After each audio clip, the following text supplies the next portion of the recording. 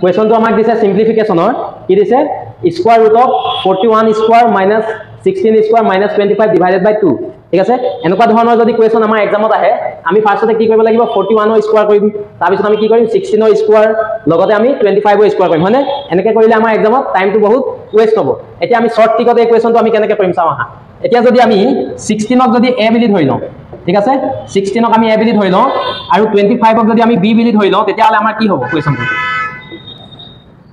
কিমান হ'ব এই 14 টো আমি কেনেকৈ 41 টো আমি কেনেকৈ লিখিব পাৰিম 41 টো আমি লিখিব পাৰিম 16 প্লাস 25 হয় না 16 plus 25 square minus 16 square minus 25 square divided by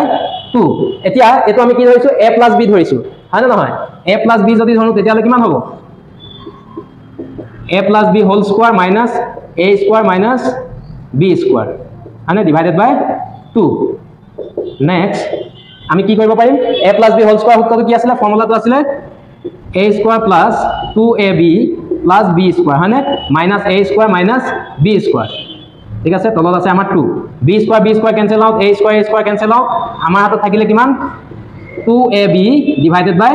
2 আৰু 2 টো আমাৰ কি হৈ গল cancel out হৈ গল তাৰ পিছত আমি কি কৰিম a আৰু b ভ্যালু আমাৰ থাকি গল হয় না নহয় a আৰু b ভ্যালুটো আমি কেনেকৈ কৰিম ৰুট ওভাৰ a ভ্যালু আমাৰ কিমান আছে 16 ইনটু আৰু b ভ্যালু আমাৰ কিমান আছে 25 এতিয়া আমি জানো 16 ৰ স্কয়াৰ ৰুট কিমান